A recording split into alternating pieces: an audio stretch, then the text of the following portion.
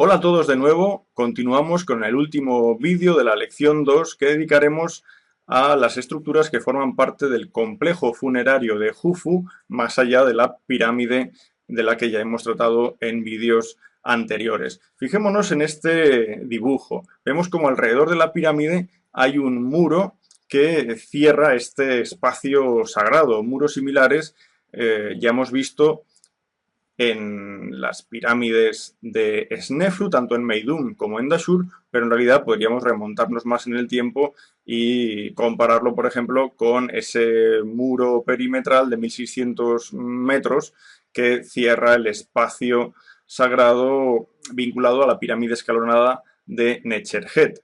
Bien, este muro se calcula que podría tener unos 3 metros de altura y está separado 10 metros más o menos de los lados de la pirámide.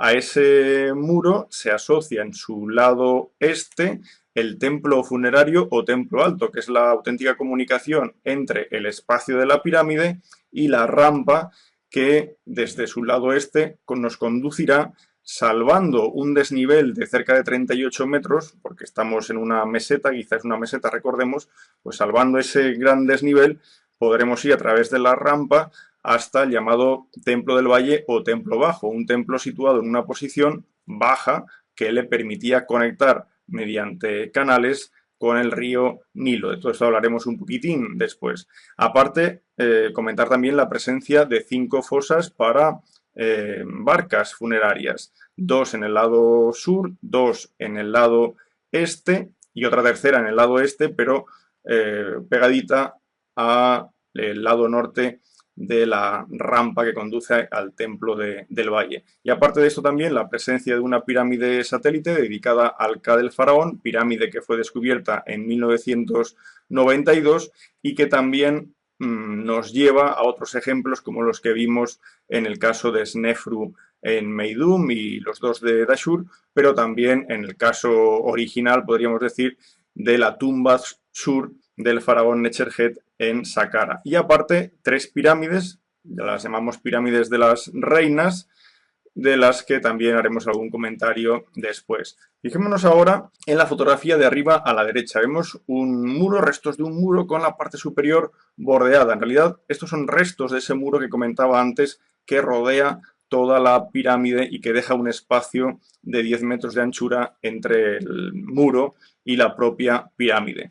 Pero en la fotografía de abajo vemos una imagen con una persona andando por una superficie de color negro. Es el suelo del templo funerario de Jufu, un suelo de basalto.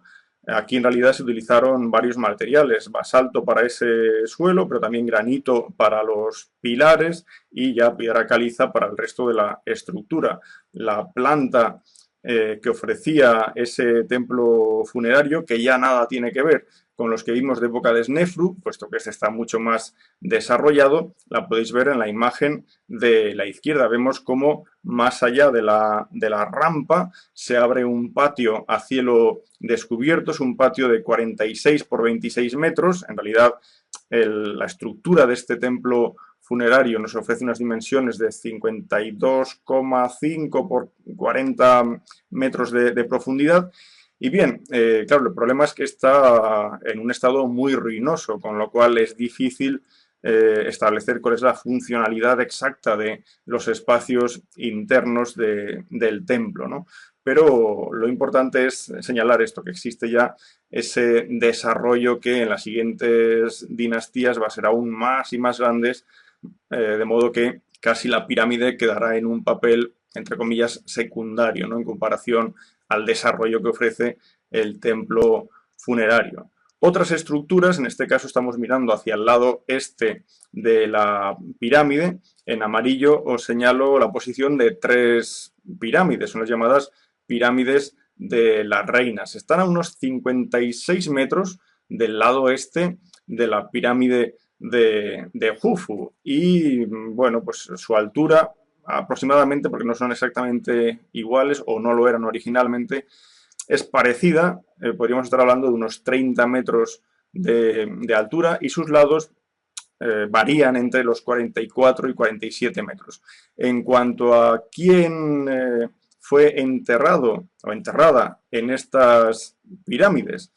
No hay una solución clara, pero generalmente se acepta por los pocos indicios que se han hallado en los alrededores, generalmente se acepta, decía, que la que queda más hacia la izquierda sería la pirámide de Geteferes, que es la madre de Jufu, esposa de Snefru, si bien restos de su ajuar fueron hallados en un pozo en 1925, en una tumba que se conoce como la G7000X. Justo la pirámide de en medio probablemente pertenezca a la reina Meritetis, y la que queda más a la derecha sería la de Genutsen. Todo esto con grandes dudas, como decía anteriormente. Y aparte veis como en la parte inferior de la imagen aparecen dos grandes fosas.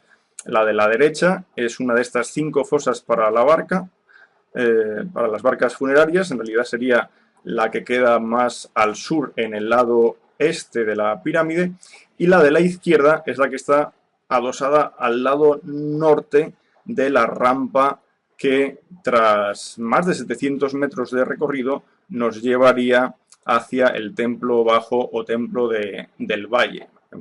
Es un templo cuyo conocimiento es muy reducido. Está bajo metros de depósitos de aluvión, está bajo una barriada de El Cairo, y por lo tanto solo unos sondeos, cuando se hicieron unas infraestructuras en el lugar, permitieron descubrir allí materiales como granito, etcétera, que hicieron deducir, ¿no?, que aquí se situaba realmente ese templo del valle. De las 5 fosas, 2 permanecían intactas en su momento, en el momento del descubrimiento en tiempos modernos. Por ejemplo, si hablamos de las 2 fosas del lado sur, la que queda en el oeste, cuando fue descubierta dentro del lado sur, la que queda más hacia el este, cuando fue descubierta en 1954, la verdad es que supuso un gran impacto, porque apareció una barca completamente desmontada en 1224 piezas, de modo que una vez se montó, apareció un esplendoroso barco elaborado en madera de cedro de casi 43 metros de eslora y casi 6 metros de manga, algo evidentemente impresionante. Desde 1982 está en el museo que veis en esta imagen. No obstante, la fosa que guardaba estas 1224 piezas es una fosa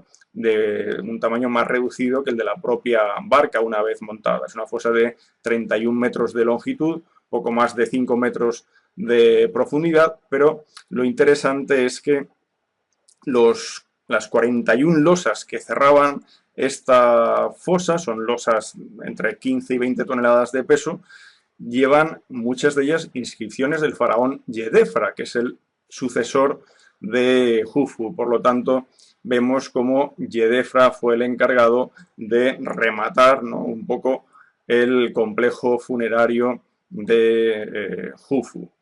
Y bueno, hay que hacer referencia a la otra fosa del lado sur, la que queda más hacia el oeste. En este caso, a través de una perforación realizada en 1987, se comprobó que allí también había una barca desmontada. Un proyecto japonés actual espera reconstruirla, igual que se hizo con la otra, y exponerla en un futuro en el nuevo museo de El Cairo. En cuanto a la rampa, esta imagen pertenece a la rampa de la pirámide de Unas, pero podríamos suponer que la original de Jufu podría tener un aspecto similar. Recordemos, no obstante, las palabras de Heródoto. Para él, la construcción de la rampa casi era más impresionante que la de la propia pirámide. Recordad lo que os he comentado antes, la rampa tenía que salvar ese talud de la meseta de Guizá. La rampa también sabemos, por Heródoto y por descubrimientos posteriores, que estaba decorada, llevaba una iconografía, llevaba inscripciones, con lo cual sí que debía ser una estructura muy vistosa y probablemente nos hubiera ofrecido bastante información sobre el reinado de Jufu. Hemos comentado ya que esa rampa tenía que superar necesariamente los 700 metros de longitud para comunicar la pirámide con su templo funerario con el templo bajo o templo del Valle.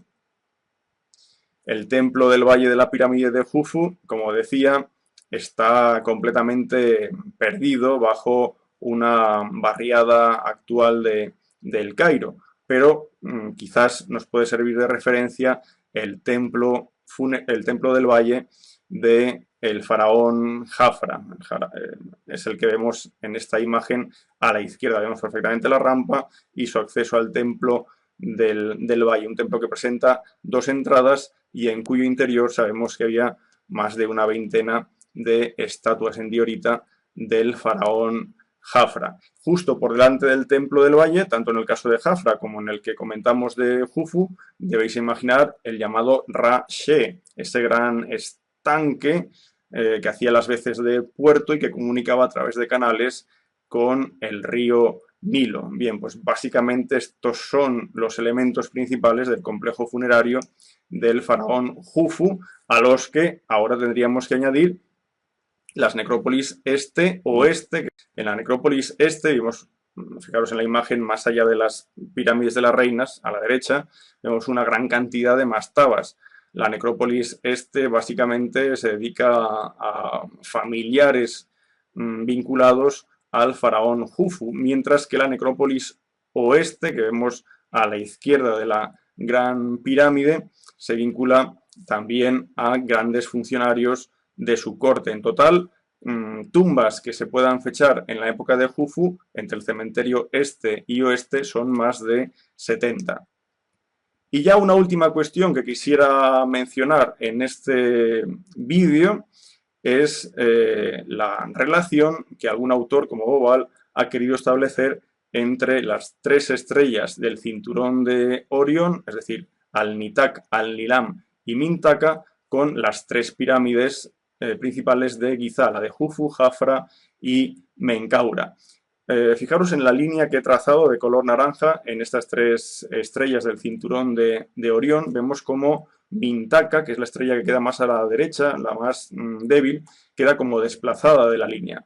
De modo que se puede establecer una similitud si hacemos la misma operación con las tres grandes pirámides de la necrópolis de Giza. Vemos como la pirámide más pequeña, que sería equivalente teóricamente a esa estrella Mintaka, queda además desplazada también exactamente igual que en el cinturón de Orión. Bueno, pues esto es la hipótesis de Bobal, decir que la llanura de Giza se hizo, o estas tres pirámides se hicieron en un proyecto unitario para reflejar lo que es ese cinturón de Orión en la Tierra, recordando en todo caso que Orión para los egipcios, o mejor dicho, Sag, es una forma del dios Osiris.